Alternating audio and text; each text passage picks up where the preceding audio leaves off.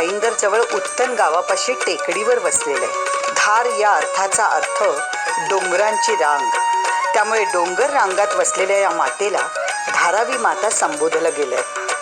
देवीच्या इथल्या वास्तव्याची आख्यायिका अशी सांगितली जाते की काहीशी वर्षांपूर्वी धारावी गावातले कोळी बांधव समुद्रात गेले असताना अचानक चक्रीवादळ सुरू झालं आणि त्यात त्यांची नाव सापडली.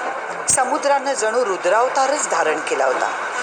विजांच्या कडकडाटात पाण्यावर हेलकावणारी त्यांची नाव कधीही त्या अथांग सागरात लुप्त होईल अशी स्थिती निर्माण झाली होती.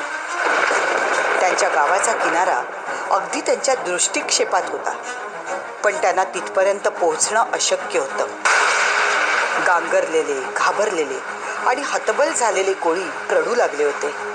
मात्र तेवढ्यात त्यातला एक कोळी अचानक आपल्या मातृभूमीला वंदन करावं तसा गुडघ्यावर बसला आणि हे धारावी माते आम्हाला वाचव म्हणून त्यानं टाहो फोडला. त्याचे सहकारी कोळी त्याच्याकडे नुसतेच बघत राहिले, कारण अशी कोणतीच माता अस्तित्वात नव्हती. मग तो कोळी नेमका कोणापुढे नतमस्तक झालाय हे त्यानं उमगेना. काही काळ तसाच गेला. तो कोळी पूर्ण वेळ आहे त्याच नतमस्तक अवस्थेत होता. तो जराही हलला नाही, जणू त्याच्या देहात प्राणच नसावेत असं क्षणभर वाटून गेलं. पण अचानक काहीतरी चमत्कार घडल्याप्रमाणे वातावरण बदललं. वादळ थांबलं, समुद्र शांत झाला. बघता बघता सगळं पूर्वीसारखं झालं.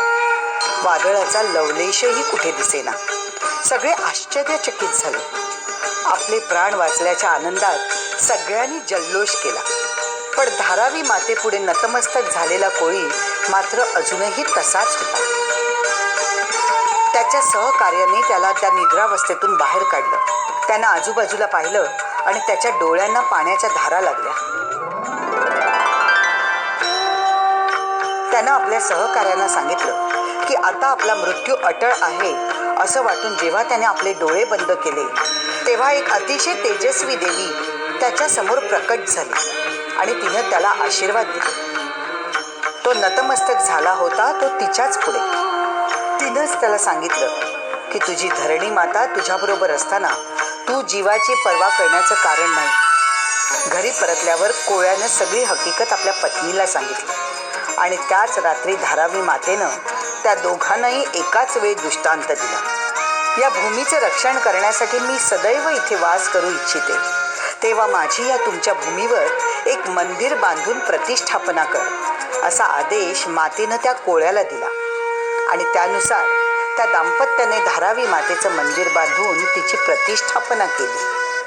देवी या परिसरात वास्तव्याला आल्याची बातमी वाऱ्यासारखी आजूबाजूच्या गावात पसरली आणि लवकरच ती सबंध आगरी कोळी समाजाचं आराध्य दैवत बनली. देवीनं अनेक संकटांपासून गावकऱ्यांचं रक्षण केल्याच्या घटना घडल्याचं सांगितलं जातं.